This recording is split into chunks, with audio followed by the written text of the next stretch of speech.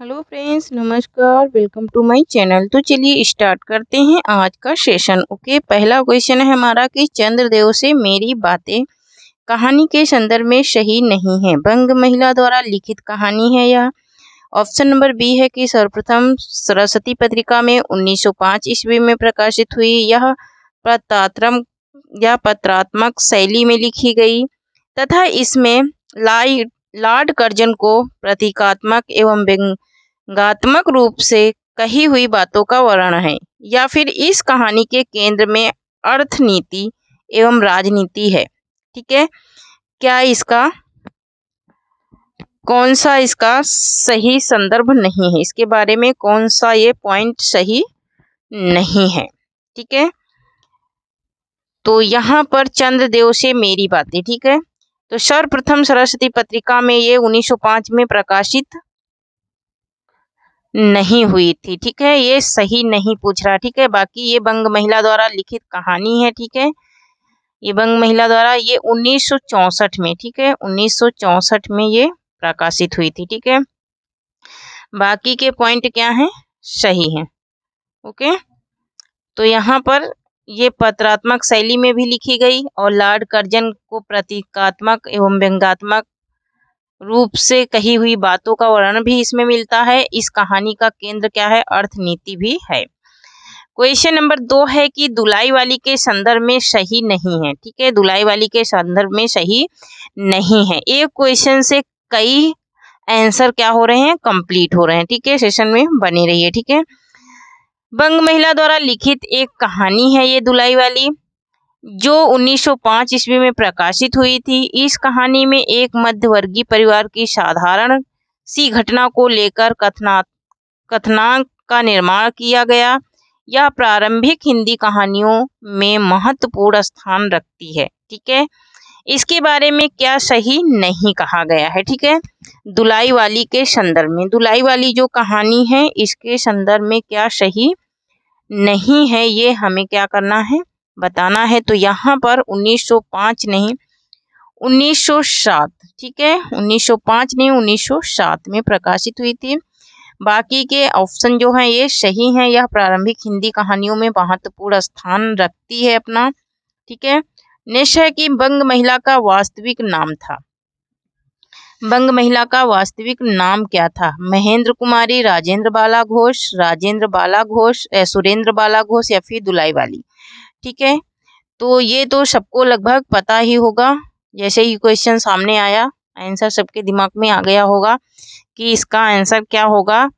तो यहाँ पर इसका राइट आंसर हो जाएगा हमारा क्या, राजेंद्र बाला घोष। यहाँ सुरेंद्र बाला घोष दिया है सिर्फ कंफ्यूजन के लिए। ठीक है, सिर्फ कंफ्यूजन करने के लिए दिया गया है सुरेंद्र बाला घोष, लेकिन इसका आंसर क्या हो जाएगा, राजेंद्र बाला घोष। ठीक है, राजेंद्र बाला घोष इनका वास्तविक नाम था, किसका, बंग महिला का। ठीक है, और दुलाई वाली इनकी कहानी है। ठीक है, ये तो सबको ही पता है। और एक ऑप्शन में एक ही कहानी के एक ही उपन्यास के क्यों रखती हूँ, क्योंकि एक ही क्वेश्चन से कई आंसर हमारे क्या होते हैं, कंप्लीट होते हैं, चाहे वो जितना घुमा कर के पूछा जाए। ठीक है, तो अगर इस तरह के क्वेश्चन सॉल्व करेंगे तो पूरा का पूरा टॉपिक क्या होगा, क्लियर होगा। ठीक है, फिर आपको डिटेल में पढ़ने की जरूरत नहीं है। ठीक है, फिर ये कहानी पढ़ने की जरूरत नहीं, इसकी भूमिका पढ़ने की जरूरत नहीं है, क्योंकि यहाँ पर सारे क्वेश्चन उसी प्रकार के हैं। ठीक है, क्वेश्चन नंबर 4 है कि इसके केंद्र में काशी से लेकर इलाहाबाद तक की रेल यात्रा तथा उसमें जुड़ी हुई घटनाओं का वर्णन है। यह प्रसंग किस कहानी के संदर्भ में है। इसके केंद्र में काशी से लेकर इलाहाबाद तक की रेल यात्रा तथा उससे जुड़ी हुई घटनाओं का वर्णन है। यह प्रसंग किस कहानी के संदर्भ मतलब कि बारे में है। ठीक है, क्या होगा इसका राइट आंसर, क्या चंद्रदेव से मेरी बातें, या फिर दुलाई वाली, या फिर एक टोकरी भर मिट्टी, या फिर कानों में कंगना।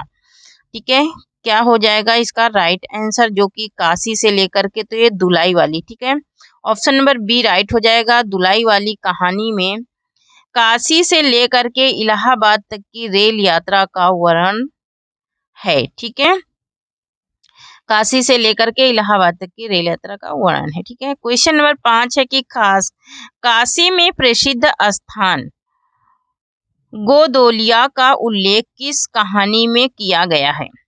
काशी में प्रसिद्ध स्थान गोदोलिया का उल्लेख किस कहानी में किया गया है? क्या धुलाई वाली में, या फिर चीप की दावत, या फिर पिता, या फिर कानों में कंगना? क्या होगा इसका राइट आंसर? तो यहाँ पर काशी में प्रसिद्ध जो स्थान है तो यहाँ पर धुलाई वाली। ठीक है, ऑप्शन नंबर ए राइट हो जाएगा। धुलाई वाली कहानी में गोदोलिया का वर्णन किया गया है। अरे तो क्या मैं मर थोड़ो ही गया था, 4 हाथ की धुलाई की विसात ही कितनी, ये कथन किसका है? अरे तो क्या ये कथन किसका है? क्या वंशीधर का है, या नवल किशोर का, या जानकी देई का, या फिर इनमें से किसी का नहीं है? ये कथन किसका है? अरे तो कृपा। तो नेट एग्जाम में ये समझ लेना कि इस तरह के क्वेश्चंस बहुत ज्यादा बनते हैं, चाहे वन लाइनर आ जाए और चाहे आपको कथन पूछे जाए। ठीक है, तो ये नवल किशोर का कथन है। ठीक है, चाहे आपसे कथन पूछे जाए और चाहे वन लाइनर। ठीक है, तो वन लाइनर भी पूछे जाएंगे ना, तभी भी आपको इनसे बहुत सारे आंसर मिल जाएंगे। ठीक है, 7 नंबर क्वेश्चन है कि खैर दोनों मित्र अपनी अपनी घरवाली को लेकर राजी खुशी घर पहुंचे और मुझे भी उनकी यह राम कहानी लिखने से छुट्टी मिली। इस कहानी का अंश क्या है? इस कहानी का अंश क्या है? चंद्रदेव से मेरी बातें, धुलाई वाली, एक टोकरी भर मिट्टी, या फिर कानों में कंगना? क्या होगा इसका राइट आंसर? ये किस कहानी का अंश है? ठीक है, ये किस कहानी का अंश है ये बताना है, मतलब कि किस कहानी से ये वाक्य लिया गया है। ठीक है, खैर दोनों मित्र अपनी अपनी घरवाली को लेकर राजी खुशी, तो ये किससे लिया गया है? धुलाई वाली से। ठीक है, किससे लिया गया है? ये धुलाई वाली कहानी से लिया गया है ये वाक्य। ठीक है, ये कथन जो है ये धुलाई वाली कहानी से लिया गया है। ठीक है, तो आप लोग जो कहानियों की भूमिका है वो पढ़ेंगे तो उसमें भी बहुत सारे क्वेश्चंस कंप्लीट हो जाते हैं, आंसर मिल जाते हैं। ठीक है, और अधिकतर भूमिका और कथनांक से ही क्वेश्चन बनते हैं यहाँ पर। ठीक है, तो मैंने यहाँ पर आप लोगों को भूमिका, वैसे तो मैं इसमें ऐसे क्वेश्चन डाली हूँ कि भूमिका पढ़ने की जरूरत नहीं पड़ेगी, इसमें से ही बहुत सारे क्वेश्चन आप लोगों को देखने को मिल जाएंगे आगामी आने वाली परीक्षा में। ठीक है, जो जून 2023 की परीक्षा होने जा रही है। इसमें धुलाई वाली कहानी का पात्र नहीं है। ठीक है, क्वेश्चन नंबर 8 है, धुलाई वाली कहानी का पात्र नहीं है वंशीधर, नवल किशोर, जानकी देई, या फिर चंद्रदेव।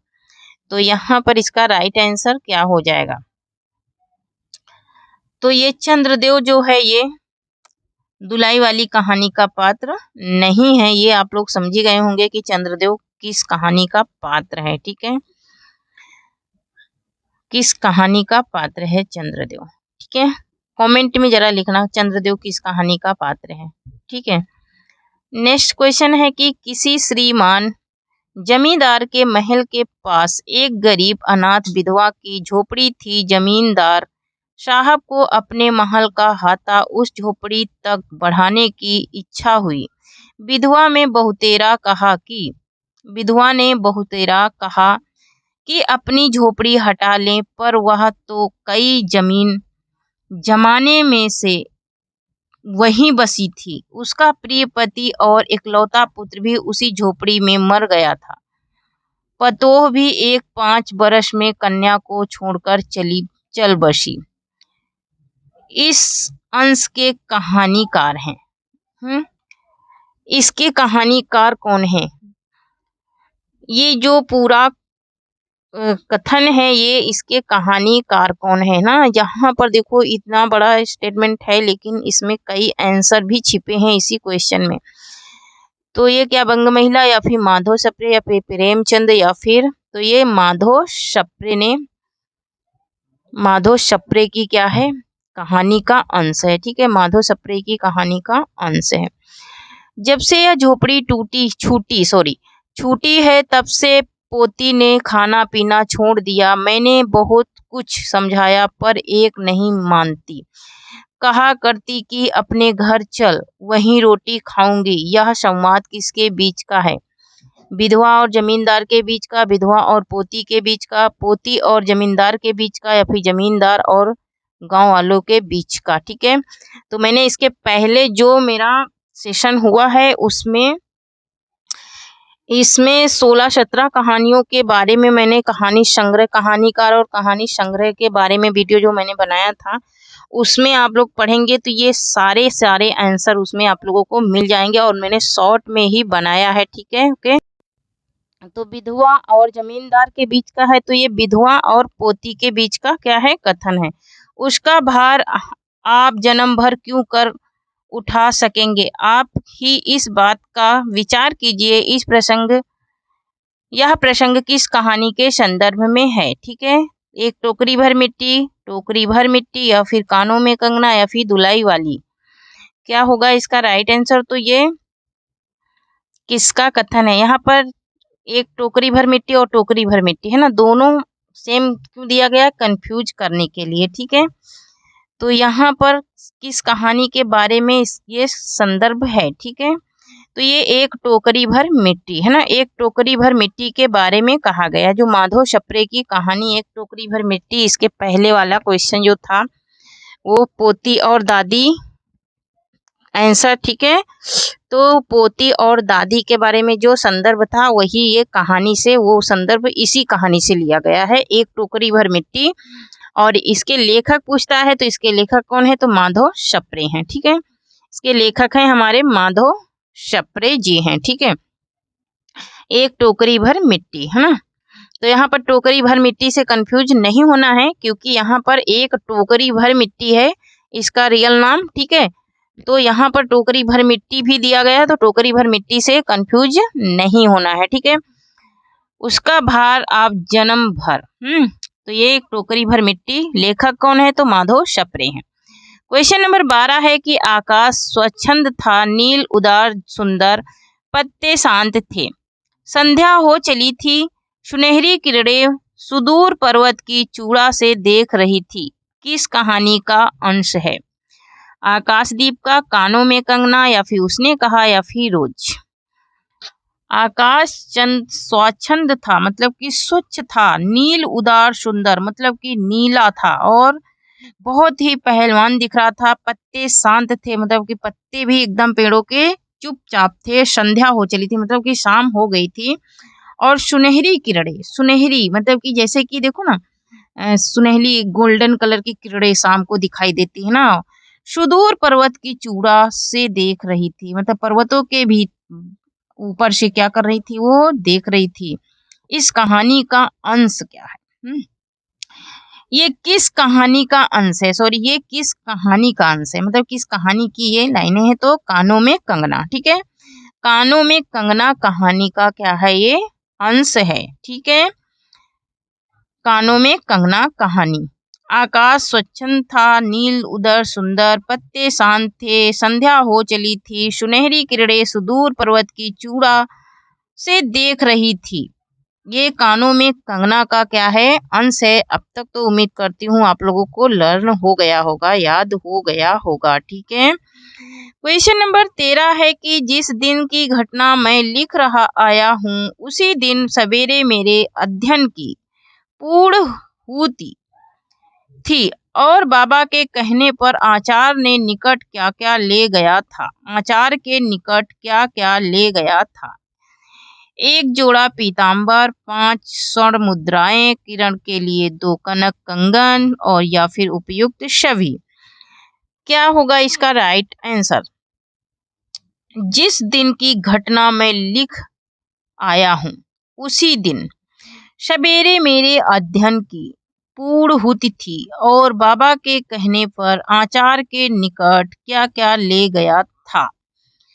इन्होंने कहा कि क्या क्या ले गए थे। किसके निकट? आचार्य के निकट माने पास में, है ना।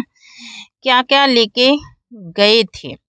क्या एक जोड़ा पीताम्बर ले गए थे, या 5 मुद्राएं, या किरण के लिए 2 कनक कंगन, या फिर उपयुक्त सभी। तो इसका राइट आंसर हो जाएगा हमारा क्या, उपयुक्त। यहाँ पर इसका राइट आंसर उपयुक्त सभी हो जाएगा। ठीक है, ये सभी चीजें क्या किए थे, ले गए थे अपने अध्ययन के लिए। ठीक है, नेक्स्ट क्वेश्चन है हमारा कि योगेश्वर किस कहानी के पात्र हैं। योगेश्वर किस कहानी के पात्र हैं। कानों में कंगना, आकाशदीप, राजा निर्वंशिया, या फिर इनमें से किसी के नहीं। योगेश्वर किस कहानी के पात्र हैं, तो कानों में कंगना। किसके पात्र हैं, कानों में कंगना। नरेंद्र अब मैं चला, नरेंद्र अब मैं चला, किरण तुम्हारे हवाले है, ये कथन किसका है। योगेश्वर का है, मोहन का है, किन्नरी का है, या फिर हेमंत का है। ये कथन किसका है, नरेंद्र अब मैं चला, किरण किरण तुम्हारे हवाले है, ये कथन किसका है।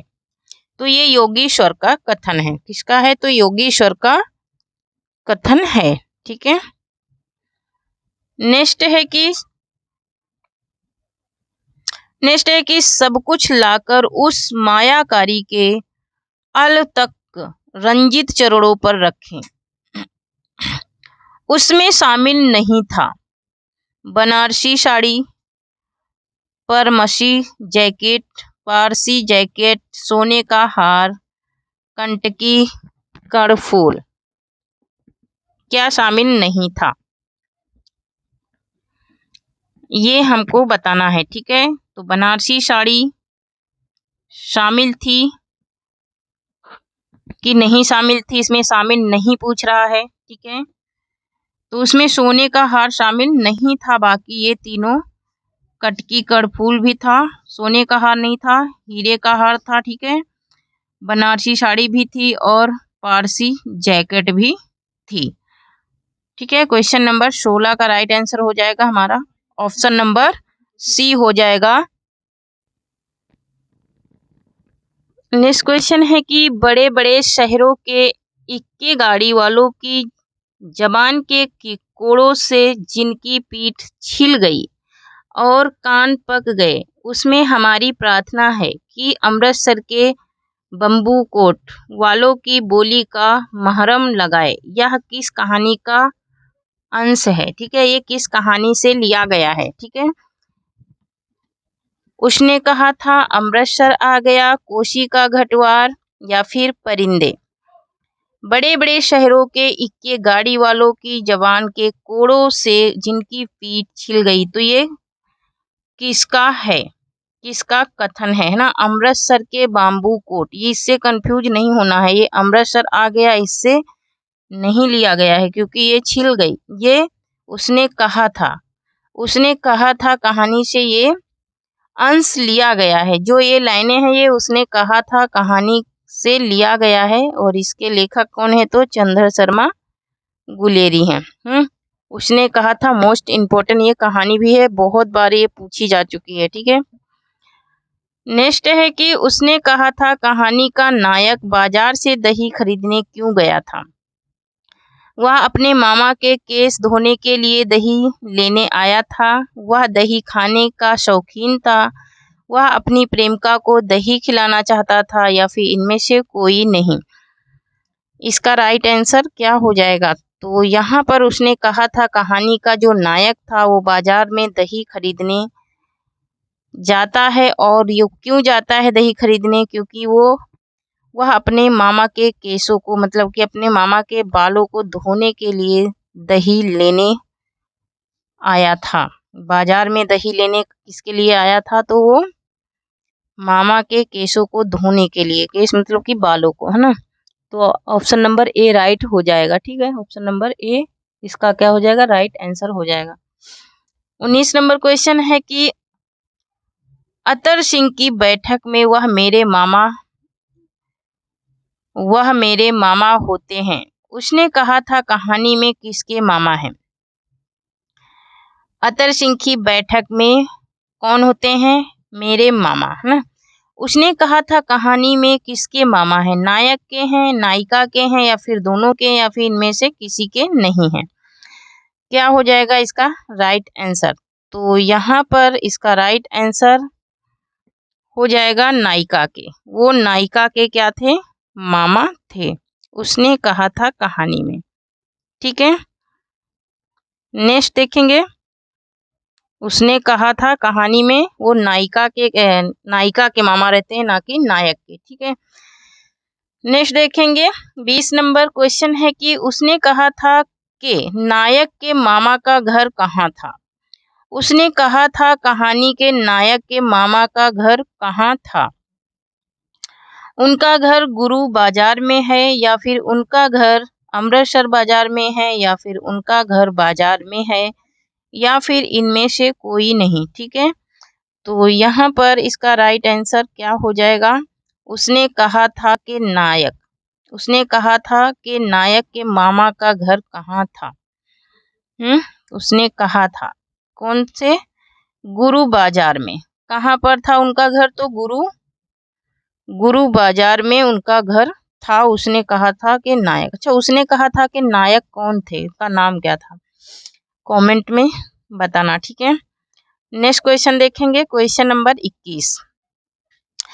उसने कहा था का नायक नायिका से मिलने के बाद रास्ते में किस घटना को अंजाम नहीं देता है। रास्ते में एक लड़के को मोरी में ढकेल दिया, या फिर एक झाबड़ी वाले की दिन भर की कमाई खोई, या फिर एक कुत्ते को पत्थर मारा, या फिर गुपचुप होने वाले ठेले में दूध उड़ेल दिया। उसने किस घटना को अंजाम नहीं देता है,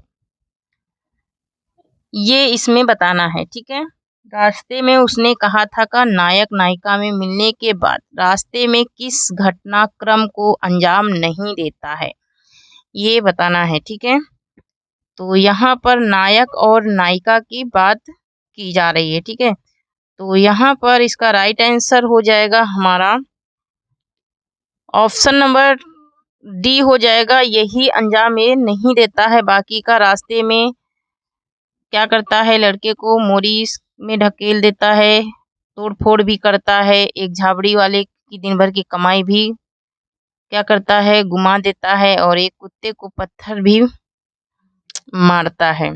ठीक है, लेकिन गुपचुप वाले ठेले में दूध उड़ेल दिया, ये इसमें ये चीज इसमें नहीं बताई गई है। ठीक है, इसमें ये चीज नहीं है। ठीक है, ये काम नहीं करता है। ठीक है, बाकी ये तीनों काम क्या करता है? करता है।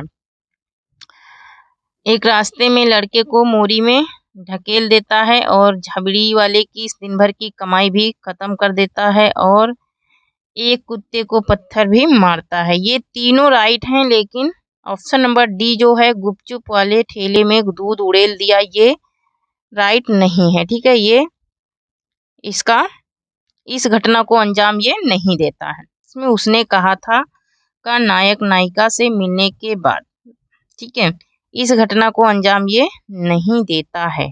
ठीक है, नेक्स्ट देखेंगे। नेक्स्ट है हमारा क्वेश्चन नंबर 22। क्वेश्चन नंबर 22 है कि उसने कहा था मैं पलटन का विदूषक था। पलटन का विदूषक कौन था? लहना सिंह, वजीरा सिंह, कीरत सिंह, या फिर बोधा सिंह। क्या हो जाएगा इसका राइट आंसर? लहना सिंह, वजीरा सिंह, कीरत सिंह, या फिर बोधा सिंह।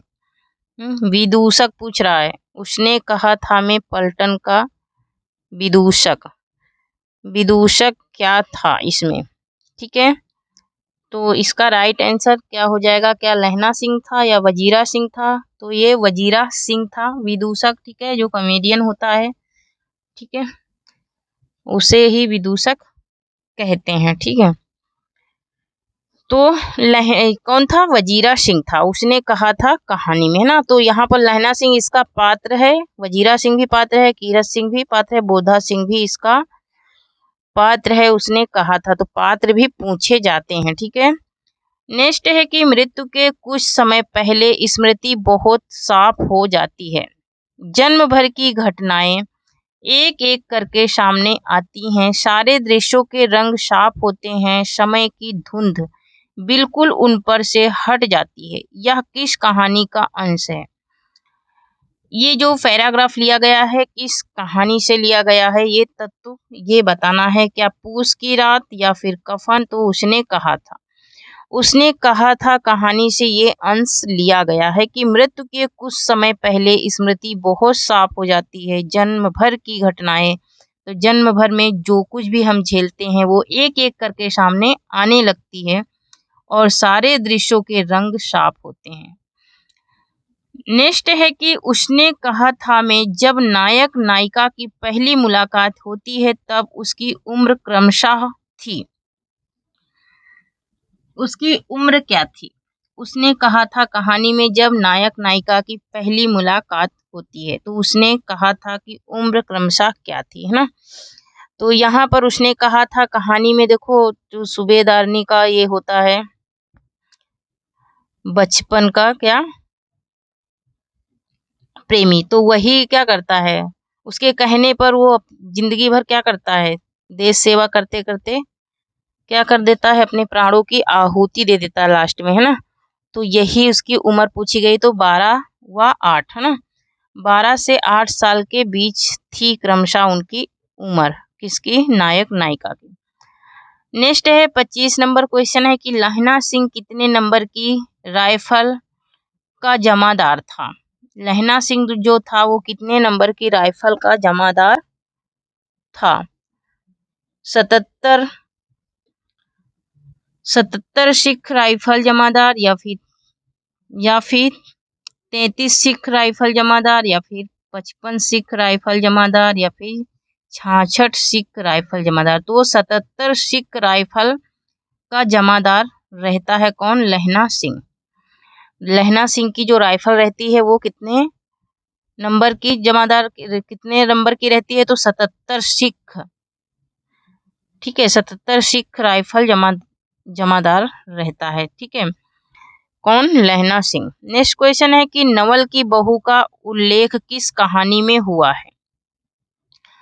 नवल की बहू का उल्लेख किस कहानी में हुआ है? क्या दुलाई वाली या फिर एक टोकरी भर मिट्टी या फिर कफन या फिर कानों में कंगना? तो यहाँ पर इसका राइट आंसर क्या होगा? नवल की बहू का उल्लेख तो ये दुलाई वाली कहानी में हुआ है। किसमें हुआ है? दुलाई वाली कहानी में हुआ है इसका उल्लेख, ठीक है। नेक्स्ट है कि निम्न में से सुमेलित नहीं है। सुमेलित नहीं है ये बताना है, ठीक है। तो 27 नंबर क्वेश्चन है कि सुमेलित नहीं है, इसमें 4 आंसर हमारे क्या हो जाएंगे? कंप्लीट हो जाएंगे। कानों में कंगना किरण, कानों में कंगना जूही, दुलाई वाली सीता या फिर एक टोकरी भर मिट्टी जानकी दी, है ना। यहाँ पर कुछ कहानियों के नाम हैं और उनके आगे उनके पाद दिए हैं कि ये इसमें है या नहीं है, ठीक है। तो ये बताना है कि इसमें कौन सा नहीं है, नहीं को सम्मिलित करना। तो एक टोकरी भर मिट्टी जो है इसमें जानकी देई का जिक्र नहीं हुआ है, ठीक है, यहाँ पर नहीं बताना। बाकी कानों में कंगना की किरण है, कानों में कंगना में जूही भी है और दुलाई वाली में सीता भी है, ठीक है। लेकिन यहाँ पर एक टोकरी भर मिट्टी में जानकी देई का जिक्र नहीं हुआ है, ठीक है। तो नेक्स्ट क्वेश्चन देखेंगे। यहाँ पर 3 आंसर हमारे क्या होते हैं? 4 कंप्लीट होते हैं। 28 नंबर क्वेश्चन है कि दुनिया का सबसे अनमोल रत्न के संदर्भ में सही नहीं है। दुनिया का जो सबसे अनमोल रत्न है उसके बारे में क्या सही नहीं है? ये प्रेमचंद की पहली कहानी थी, ठीक है। यह कहानी कानपुर से प्रकाशित होने वाली उर्दू पत्रिका जमाना में 1907 में प्रकाशित हुई थी। यह प्रेमचंद के कहानी संग्रह सोजे वतन में प्रकाशित है या फिर यह राजभक्ति पर आधारित है। इसमें क्या सुमेलित नहीं है ये भी संदर्भ में बताना है कि इसके बारे में ये कौन सा पॉइंट सही नहीं है, ठीक है। तो यहाँ पर प्रेमचंद की पहली कहानी, ठीक है, यहाँ ये पत्रिका काली वाली पत्रिका, ठीक है, होने वाली पत्रिका उर्दू। तो यहाँ पर यह राजभक्ति पर आधारित नहीं थी, ठीक है, यह राजभक्ति पर आधारित नहीं थी, ये इसका संदर्भ क्या है, गलत है, ठीक है, यही इसका राइट आंसर हो जाएगा। यह प्रेमचंद की कहानी संग्रह सोजे वतन में संकलित कराई गई थी 1907 में, ठीक है, और ये प्रेमचंद की पहली कहानी मानी जाती है, क्या, दुनिया का अनमोल रतन। नेक्स्ट क्वेश्चन है कि अगर तू मेरा सच्चा प्रेमी है तो जा दुनिया की सबसे अनमोल चीज लेकर मेरे दरबार में आ। यह कथन किसका है? दिल फरेब का या फिर दिल फिगर से कहती है, दिल फिगर दिल फरेब से कहता है, या फिर रतन अनमोल से कहता है, या फिर अनमोल रतन से कहता है, ठीक है। तो यहाँ पर ये नायिका का कथन, नायिका बोलती है नायक से, ठीक है, और ये ऑप्शन नंबर ए इसका राइट हो जाएगा, क्योंकि वो बोलती है दिल फरेब बोलती है दिल फिगर से। यहाँ पर दिल फरेग, ठीक है, दिल फरेग दिल फिगर से कहती है, ठीक है। यहाँ पर जो दिल फरेग है ये क्या है, नायिका है, और दिल फिगर क्या है, तो नायक है, ठीक है। उससे कहती है कि अगर तू मेरा सच्चा प्रेमी है तो जा दुनिया की सबसे अनमोल चीज लेकर आ मेरे लिए। यही बात नायिका कहती है अगर तू मुझसे ज्यादा प्रेम करता है तो, ठीक है, यही राइट हो जाएगा। दिल फरेग जो है ये नायिका है, और दिल फिगर क्या है, नायक है। दिल फिगर दुनिया का अनमोल रतन की खोज में किन चीजों को लाता है? दिल फिगर दुनिया की अनमोल रतन की चीजों में कौन सी किन किन चीजों को लाता है? उसे पहला रतन फांसी पर चढ़ने वाले चोर की आंखों से टपका हुआ आंसू मिला, वाले काले चोर की आंखों से टपका हुआ आंसू मिला, या फिर वह दूसरा रतन प्रेमी तथा प्रेमिका की चिंता की मुद्री भर राख लेकर, या फिर सी नंबर है कि खून का वह आखिरी कतरा जो वतन की हिफाजत में गिरे दुनिया का सबसे अनमोल रतन माना गया, या फिर उपरोक्त सभी। ये इसका राइट आंसर क्या हो जाएगा? तो ये इसमें कौन सी ऐसी चीज लाया था जो दुनिया का अनमोल रतन माना गया था, ठीक है। तो ये दुनिया का अनमोल रतन जो ये उपरोक्त सभी ही चीजें इन्होंने लाया था। दिल फरेग द्वारा दुनिया का सबसे अनमोल रतन माना गया, दिल फरेग द्वारा दुनिया का सबसे अनमोल रतन माना गया गले का हार, मंगलसूत्र, गुलाब, या फिर खून का वह आखिरी कतरा जो वतन की हिफाजत में गिरे। तो यहाँ पर ऑप्शन नंबर डी राइट हो जाएगा, ठीक है। बाकी तो ये अनमोल रतन तीनों को लोग मानते हैं, लेकिन उन्होंने माना था किसका, वतन का गिरा हुआ खून का कतरा, ठीक है। नेक्स्ट है कि दिल फिगर और दिल फरेग किस कहानी के पात्र हैं? तो दुनिया का अनमोल रतन के ये पात्र हैं, दुनिया का अनमोल रतन इसी के क्या हैं, ये पात्र हैं, ठीक है। नेक्स्ट क्वेश्चन देखेंगे, क्वेश्चन नंबर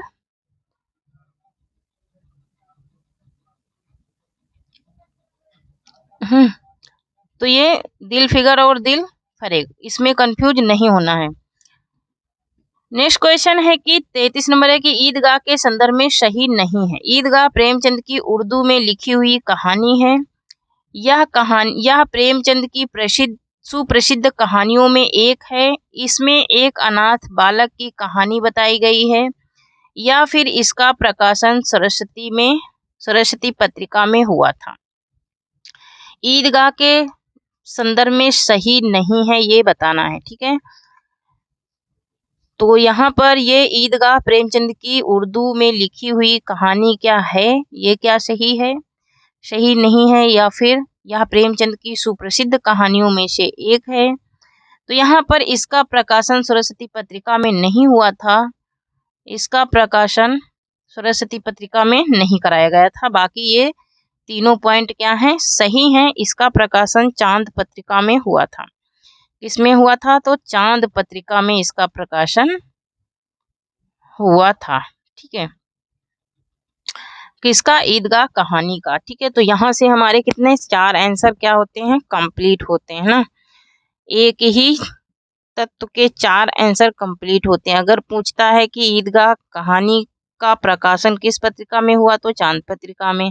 इसमें किस बालक की बात कही गई है, तो उसमें एक अनाथ बालक की कहानी बताई गई है। ये कैसी कहानी है, तो एक सुप्रसिद्ध कहानी है। 34 नंबर क्वेश्चन है कि अमीना कौन थी, हामिद की अम्मी, हामिद की दादी, हामिद की दीदी या फिर हामिद की मौसी। मैं जो कहानी संग्रह पढ़ाई हूँ उसमें सिर्फ कहानी संग्रह ही पढ़ाई हूँ, उसमें क्वेश्चंस नहीं है, थ्योरी में है। ठीक है, वो क्लास जा करके देखना। ठीक है, उससे आप लोगों को बहुत ज़्यादा हेल्प मिल जाएगी और सारे कंटेंट क्या हो जाएंगे, क्लियर हो जाएंगे। ठीक है, तो अमीना कौन थी, ये हामिद की दादी थी। ठीक है, ये हामिद की दादी थी अमीना। ये हामिद के पिता बहुत पहले क्या हो जाते हैं, मर जाते हैं, और इनकी माँ भी थोड़े दिन के बाद क्या होती है, चल बसती है। और ये 4 से 5 साल का बच्चा रहता है। ठीक है, ईदगाह का हामिद कितने साल का था ना, क्वेश्चन भी आ गया। 4 साल का, 6 साल का, 7 साल का या फिर 8 साल का। तो ये इसका राइट आंसर यही हो जाएगा, ऑप्शन नंबर ई हो जाएगा, ए हो जाएगा, क्योंकि ये 4 से 5 साल का था। जो कहानी संग्रह में पढ़ाई हूँ उसमें भी 4 से 5 साल का पॉइंट उसमें डाली हूँ। ठीक है, तो 4 से 5 साल भी कहीं कहीं मिलेगा और कहीं कहीं 4 साल भी मिलता है, कहीं कहीं 5 साल भी मिल जाता है। ठीक है, तो ये दोनों ही आंसर क्या है, सही है। 4 से 5 साल के बीच में वो बच्चा था जिस कहानी के आधार में वो लिया गया था। 36 नंबर क्वेश्चन है कि कितना मनोहर, कितना सुहावना, कितना मनोहर, कितना सुहावना प्रभाव है वृक्षों पर, अजीब हरियाली है, खेतों में कुछ अजीब रौनक है, आसमान पर कुछ अजीब लालिमा है, आज का सूर्य देखो कितना प्यारा है, कितना शीतल है, यही संसार को ईद की बधाई दे रहा है।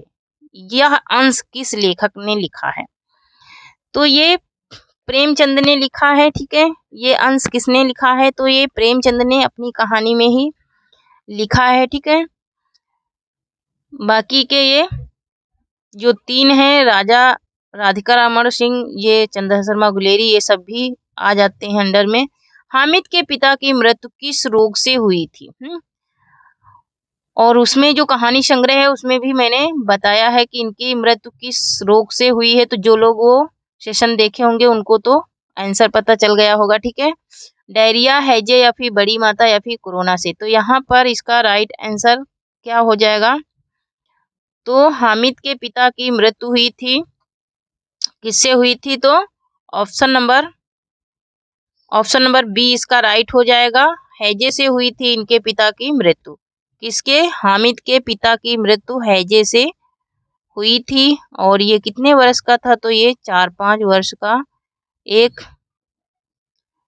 अनाथ बालक था, जिसके माँ पिता नहीं थे। ठीक है, तो यह एक क्या था, अनाथ बालक था। ठीक है, नेक्स्ट देखेंगे। नेक्स्ट है कि तरह तरह के खिलौने हैं, सिपाही और गुंजारियां, राज और वकील, भिस्ती और धोबिन और साधु, वह कत्ते सुंदर खिलौने हैं, अब बोला ही चाहते हैं, इस प्रसंग में सही नहीं है। महबूब सिपाही लेता है खाकी वर्दी और लाल पगड़ी वाला, कंधे पर बंदूक रखे हुए मालूम होता है, अभी कयावाद किए चला आ रहा है। या फिर नेक्स्ट देखेंगे, नेक्स्ट ऑप्शन देखेंगे, यहाँ पर महबूब सिपाही। ठीक है, नेक्स्ट ऑप्शन है कि मोहसिन को भिस्ती पसंद आया, नूरे को वकील से प्रेम है, या फिर हामिद पिस्तौल खरीदता है। तो यहाँ पर क्या, कौन सा प्रसंग सही नहीं है ये बताना है। तो यहाँ पर हामिद पिस्तौल नहीं खरीदता है, वो चिमटा खरीदता है। क्यों चिमटा खरीदता है, क्योंकि उसकी दादी रोटियां बनाती है तो उसके हाथ क्या होते हैं, जल जाते हैं। वो हाथ से ही रोटियां क्या करती है, निकालती रहती है। तो वो अपनी दादी के हाथों को जलते हुए देखता है, तभी वो चिमटा खरीद करके लाता है। आग में बहादुर ही कूदते हैं जनाब, तुम्हारे यहाँ वकील सिपाही और भिश्ती लौंडियों की तरह घर में घुस जाएंगे। आग में वह काम है जो यह रुस्तबे हिंद ही कर सकता है। ये कथन किसका है? मोहसिन का है, हामिद का है, या फिर नूरे का है, या फिर अमीना का है? तो यहाँ पर ये कथन बताना है कि ये कथन किसका है। इसका राइट आंसर क्या होगा? आग में बहादुर ही कूदते हैं जनाब। यहाँ पर ये जो एग्जाम होने वाला है इसमें इसी प्रकार के क्वेश्चन बहुत ज़्यादा बनते हैं, ठीक है। और अगर ये हामिद का कथन है, ठीक है, और इस प्रकार के क्वेश्चन बनते हैं तो वो एग्जाम पेपर में भी बहुत सारे ऐसे आंसर रहते हैं जो इन स्टेटमेंट से ही मिल जाते हैं। निम्नलिखित में से सुमेलित नहीं है। बंग महिला वाराणसी की हैं, राधिका रमण प्रसाद सिंह शाहाबाद के हैं, या फिर माधव सप्रे दामोह के हैं, चंद्र शर्मा गुलेर के हैं। यहाँ पर क्या सुमेलित नहीं है? 40 नंबर क्वेश्चन का राइट आंसर क्या हो जाएगा?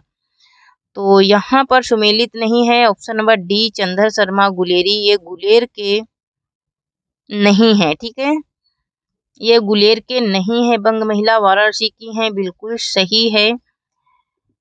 राधिका रमण प्रसाद सिंह शाहाबाद के हैं, ये भी बिल्कुल सही है। माधव सप्रे दामोह, ये भी बिल्कुल सही है। लेकिन यहाँ पर ऑप्शन नंबर डी जो है ये चंद्र शर्मा गुलेर के नहीं है, ठीक है, ये गुलेर के नहीं है। तो ये कहाँ के हैं? तो ये जयपुर के हैं, ठीक है। ये कहाँ से हैं? तो ये जयपुर से हैं। कौन? चंद्र शर्मा गुलेरी, ठीक है। नेक्स्ट क्वेश्चन देखेंगे।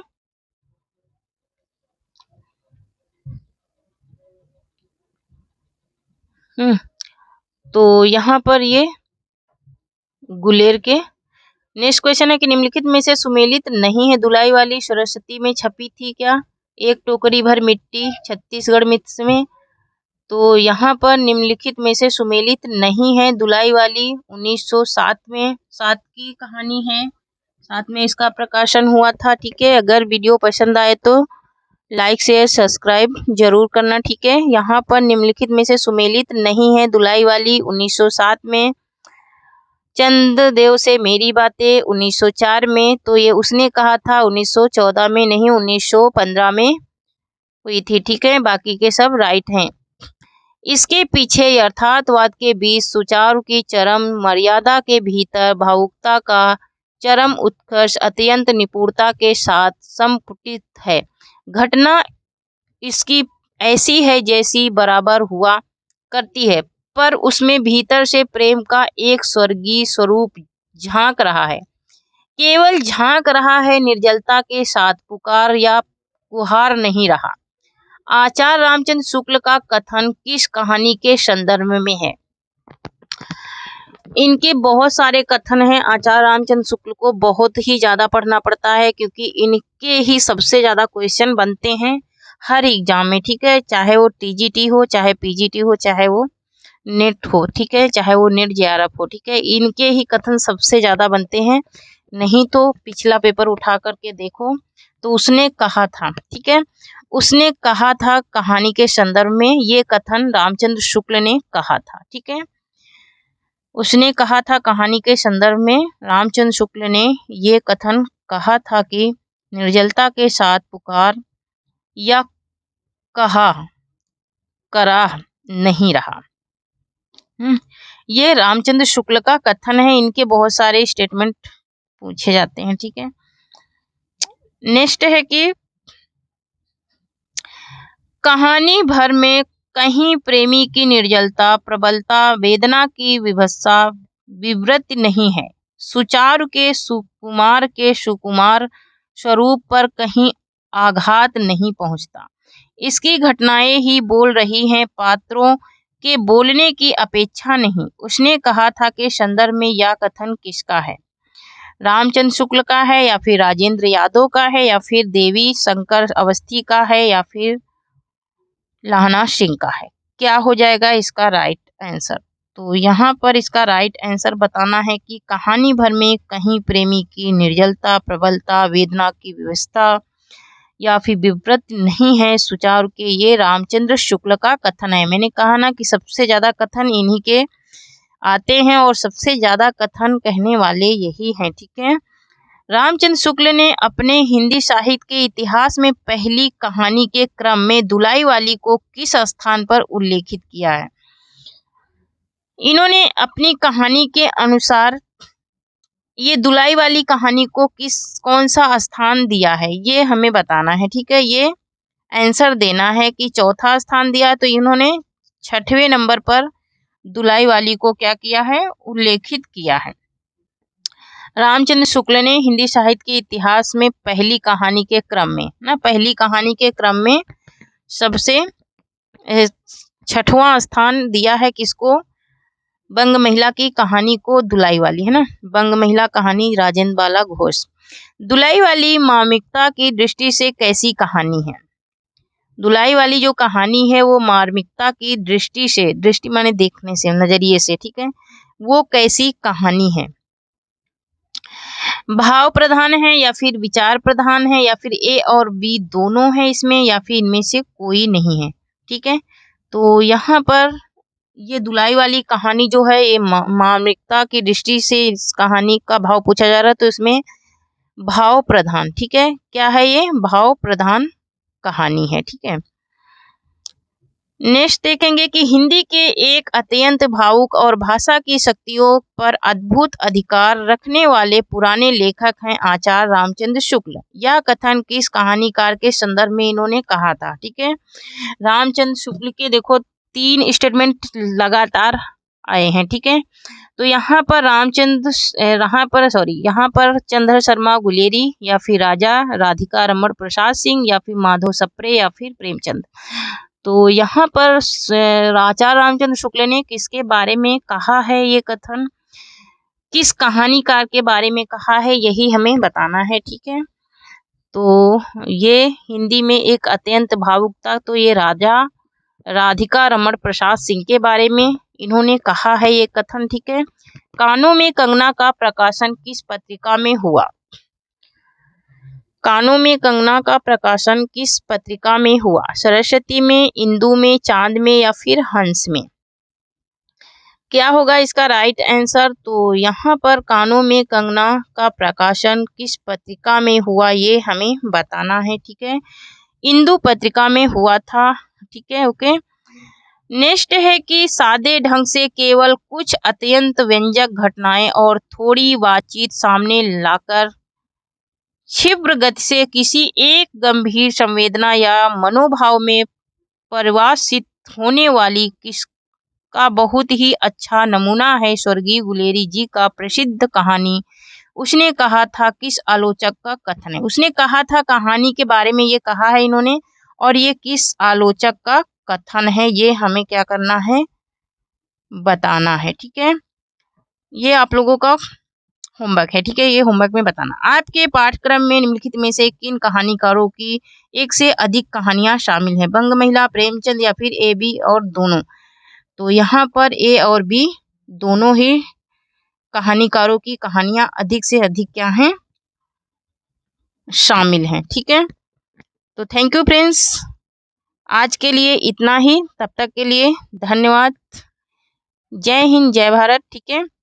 आप लोगों को ये सेशंस कैसे लग रहे हैं, ठीक है, जरा कमेंट भी कर दिया करिए, ठीक है। तो कमेंट जरूर करना, और आप लोगों को ये सेशंस अच्छे लग रहे हैं तो मेरे चैनल को सब्सक्राइब कीजिए, ठीक है, और लाइक कीजिए एंड शेयर कीजिए, ठीक है, क्योंकि यहाँ पर जितने भी कंटेंट मैं पढ़ा रही हूँ वो सारे के सारे ऑफिशियल हैं और ये कोई